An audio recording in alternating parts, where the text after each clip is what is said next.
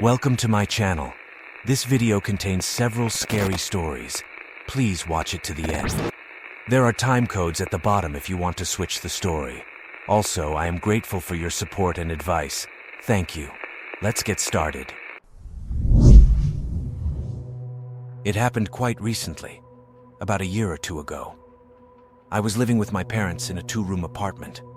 I always loved animals, but for some reason they did not stay with me for long. They either died or disappeared for unknown reasons. There were many times that an animal got sick, and in a poor state we gave it to good hands. And after just a week, the animal came back to life, became healthy, and lived for many more years.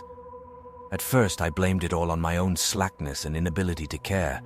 But once I got a doggy, I looked at it from a different angle. My dog was always looking at something, like he was seeing something we weren't, barking at something in the doorway and growling. I reasoned to myself that she could probably hear the neighbors behind the wall. One night I was sleeping in my room, and I heard the wires from my laptop, which are scattered all over the apartment, start to move. It usually happens when someone from the house clings to them with their feet, and so I called my mom, but no one answered me. So I called my brother. I was answered by someone's breathing, which didn't sound human. I thought my brother was playing a joke on me, and I shouted for him to stop. There was no answer, so I decided to go over there and see who was messing around. When I went out into the hallway, I didn't see anyone. I went into my mom's room and she was asleep. I went to my brother's room, and he was having his 10th dream. And that's when I started to feel uneasy. The dog, in turn, howled in the room, which was not like her. After a while, I slept at home alone. I watched a movie and went to bed.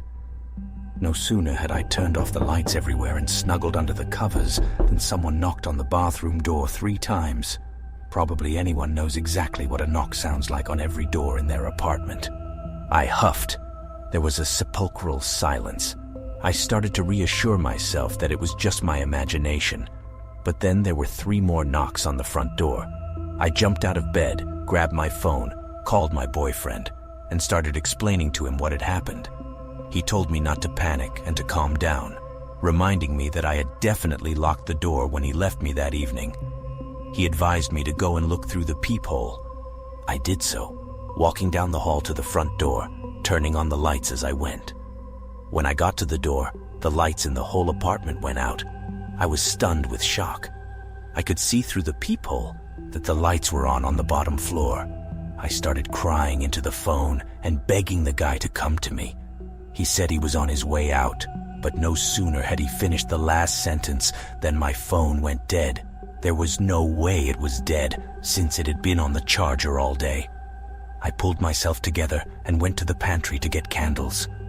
I lit a candle, took it in my hand, and went to my room and started praying that everything would stop. And then I heard footsteps in the apartment right down the hallway, slow at first, and then someone ran into my room and stopped beside me, and then I just started gagging from fear. I ran to the bathroom and threw up. Then I heard the intercom ringing. I was very surprised, because I thought that if there was no light in the house, the intercom should not work. Before I could run to the door, I heard another knock at the front door. I froze, but immediately heard my boyfriend's voice outside the door.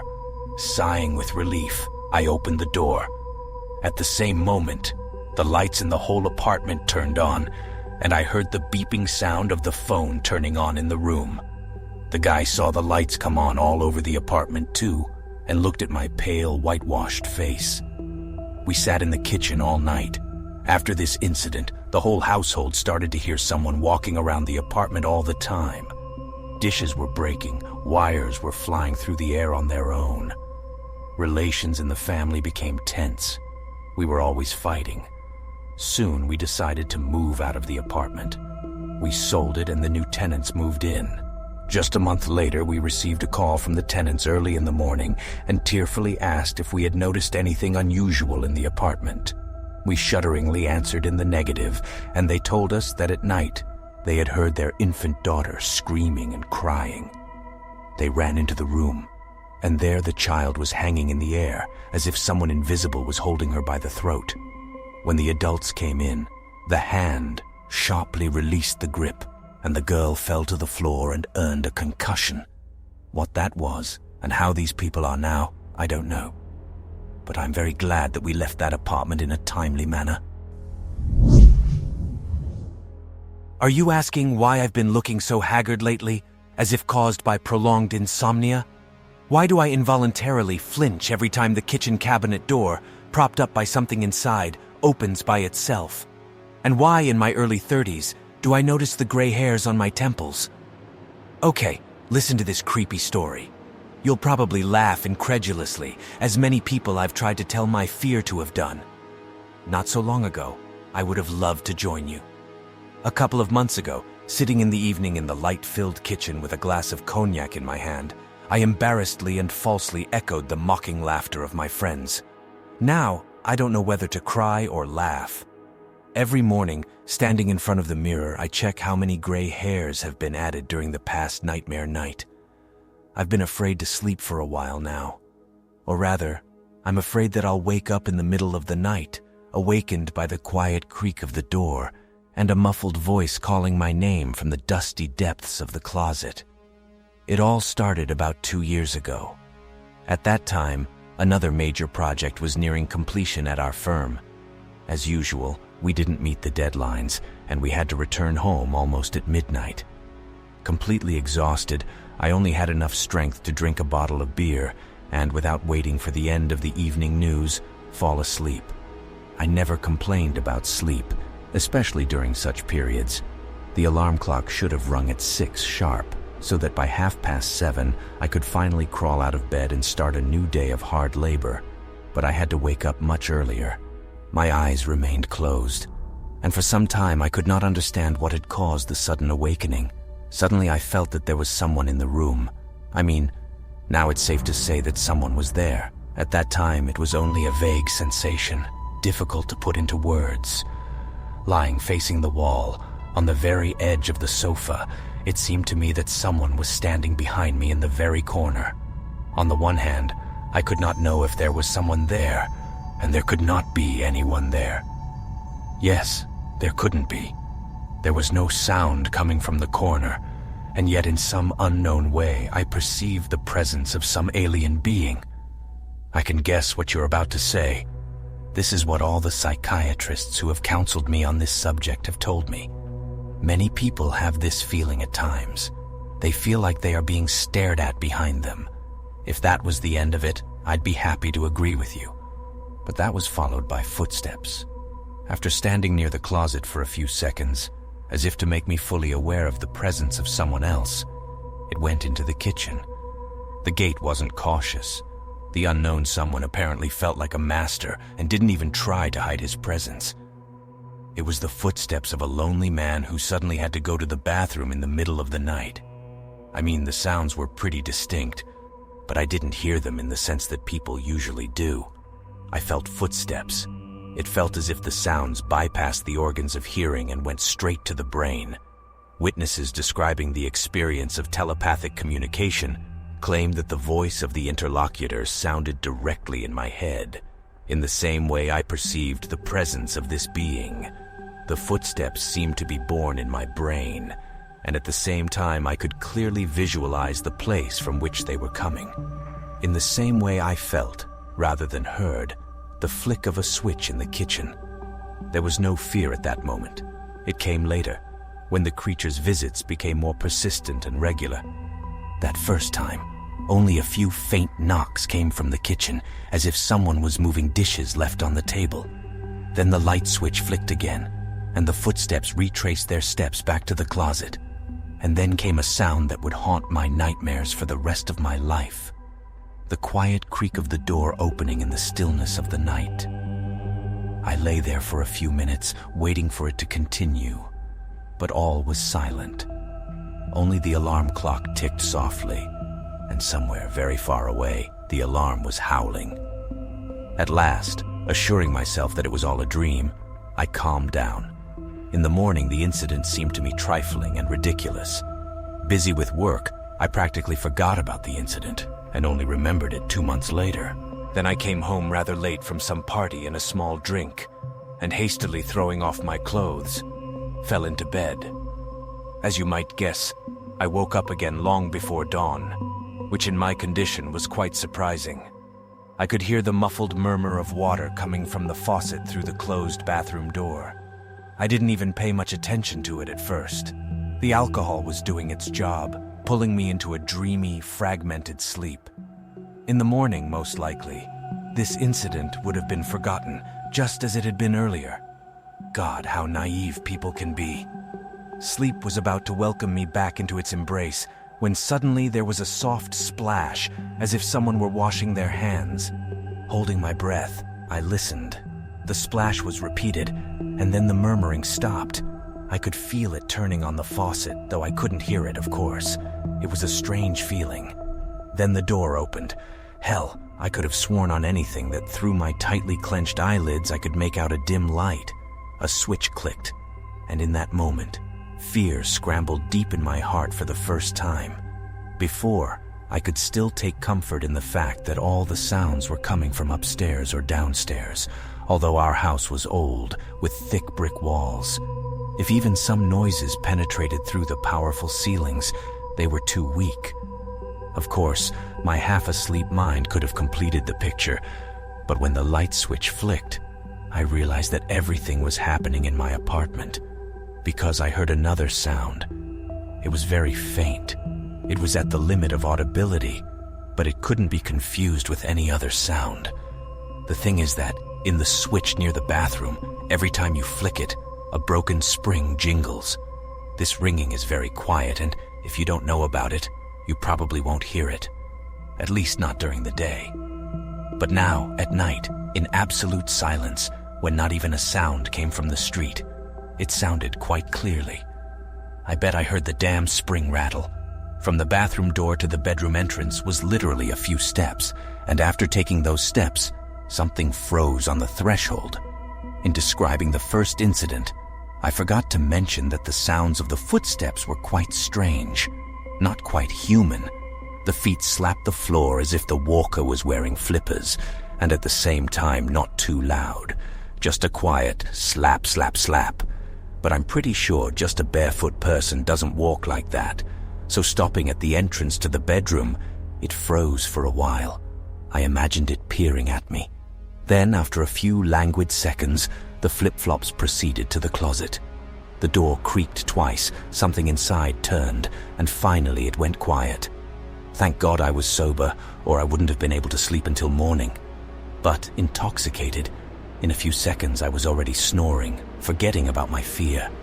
It was the first time after that incident that I dared to talk about what had happened. I just mentioned it, half-jokingly, at a party. My friends laughed with pleasure at the scare. Only one unfamiliar girl changed her face. She looked at me strangely, but, without letting me develop the topic, moved the conversation in another direction. Giving in to the mood of those around me, I laughed myself. But the next night it happened again, and in an even worse form. This time it was going to the bathroom. Sounds funny, but believe me, I'm not having fun at all now. First, there was some mumbling coming from the back of the closet. Mostly unintelligible, it nevertheless gave the impression of some horrible prayer in an incomprehensible, unreal language. The creak of the door blade cut through my nerves, sending shivers down my spine, and again the quiet slap, slap. The bathroom door opened and closed, and after a few seconds of silence, no murmuring, no creaking of the seat, something proceeded to the kitchen. It stood there, again in complete silence, and returned to the bedroom. Just as on the previous visit, after hesitating on the doorstep, it suddenly came to the couch and stopped right beside me. My heart hammered so loudly that it seemed it could hear. However, pretending to be asleep with all my might, I tried to breathe evenly and deeply. The creature's breathing could not be heard, only some sound. A quiet hissing and crackling, like a gramophone hissing on the last track of a record. And the smell, the whole room was filled with his odor. It smelled like a damp corner of an old barn. Rot, mold, and something else elusive, but just as nasty. I was lying on my right side, and suddenly I was startled to feel it climb over me, settling into the empty space. It wriggled like a cat getting comfortable, and then went quiet. We were now lying just a few centimeters apart. I could barely pretend to be asleep, and I could feel it staring at me. It was staring at me with the cold, meaningless stare of fish eyes, as if it knew I was awake and was trying to catch me. A panic attack prevented me from even opening my eyes, and despite this, I did fall asleep very soon. It hasn't been back in the closet since. It comes out of it, wanders around the apartment for a while, sighing and grumbling in its own incomprehensible language, then settles down on a vacant spot. It looks at me. I know it's staring, until I fall asleep. Strangely, I fall asleep quite quickly in these cases. Sometimes the other half of the couch is occupied. You know what I mean? On those nights, it doesn't show up. Sometimes I'm ready to pick up a dirty, drunken beggar off the street and drag her into bed, just so I don't have to hear that squeak. And I'm afraid to fold the couch, even though I don't know what will happen. It'll probably stomp by me, sigh, and go back into the closet. But what if it doesn't? You're asking why not lock the closet? Oh, believe me, I've tried that. There is a simple lock in the door that closes with a small key, just so the child can't see his Christmas present before it's time.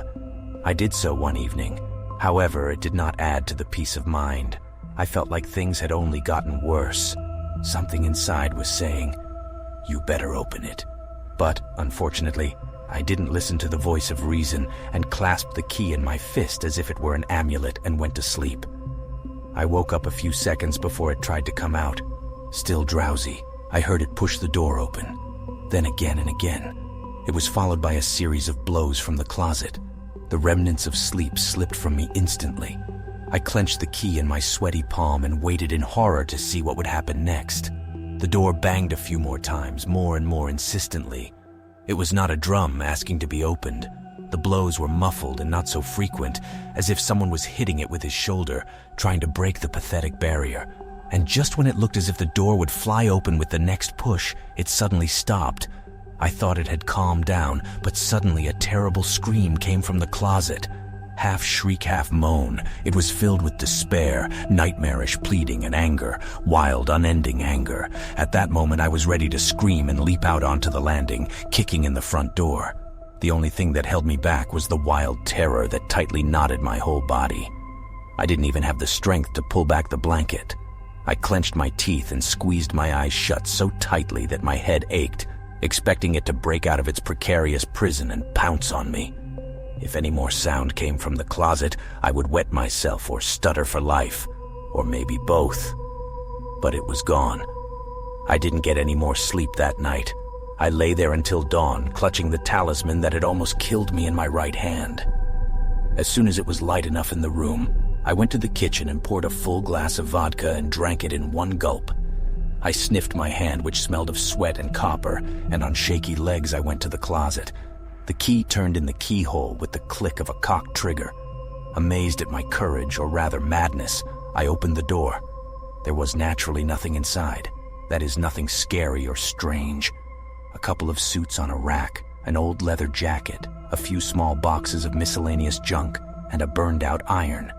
And there was some scrap stuck to the back of the door, which crumbled to dust the first time I touched it. I spent the next few nights at a friend's house. I lied about the renovation. But you can't stay in other people's apartments forever. And expecting the worst, I came back. The first night home after trying to lock the closet, it touched me. At first, as always, it stood by the couch, hovering over me and grunting muffledly. Sometimes I think I recognize familiar syllables in that grunt. At times its muttering becomes more intelligible, and then I think it's trying to say my name. As it climbed over me, it heaved itself onto my chest. At first it lay there without moving, and suddenly it reached out to me with something cold and long, like a snake. Through the thin blanket it tickled my arm as if it were crawling with many large bugs. Then it touched my face. The touch was disgusting beyond belief. It wasn't a feeling like when someone touches your nose or your cheek or your lips. It was touching my whole face at once, all at once. It was probing me with dozens of slippery little eyelashes, like cold, wet snow falling on my face. Why didn't I throw out the closet? I don't know. I can't. Somehow that scares me more than the nighttime visits. At least nothing bad has happened yet. Not yet. You're not gonna believe this, but I'm really scared. Me, a man who's been through 2 hot spots and made over 30 parachute jumps. I, who fell under the ice a few years ago, and only thanks to my cold mind survived. I'm scared. Every night when I go to bed, I'm afraid. Afraid of my fear.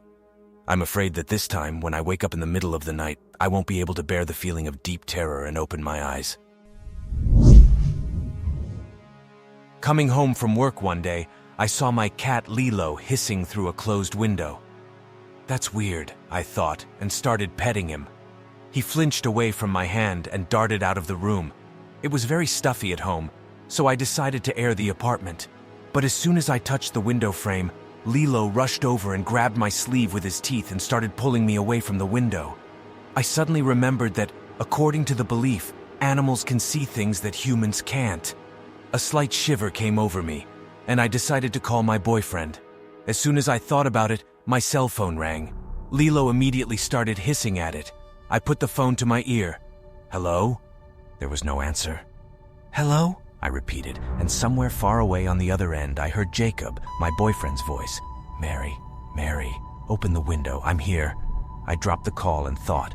My boyfriend's voice was always bright and cheerful, but now it sounded like he was speaking with his mouth full from somewhere deep in the pit. I got worried that something was wrong with him. I rushed to the window, but the cat started meowing desperately, and that stopped me. I was standing there in doubt when the bell rang again. I glanced at the screen before taking the call, but the number was undetectable. Mary, open the window. Jacob, what kind of joke is this? Why would I open a window? Where are you? I asked, glancing at Lilo, whose fur was standing on end. I love you, Mary. Jacob said somewhere far away, and the phone beeped. I was so scared that I cried. The cat kept hissing at the window. Finally, I called my mother and told her that something was going on in the house. She advised me to read prayers and cross the phone if it rang again. But as soon as I pressed the disconnect button, there was a crackling sound outside the window as if someone was breaking in. And by the way, I live on the 5th floor. The cat literally howled. I squeezed my eyes shut and began to recite prayers. The phone rang again, while the frantic pounding on the window continued. I turned the phone off and clearly heard my boyfriend's voice outside the window.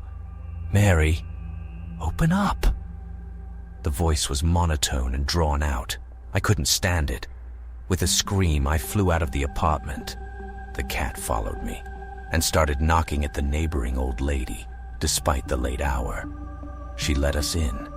I never came home for the night. I stayed at my neighbor's house. The next day, I learned that Jacob had committed suicide for unknown reasons while I was at work.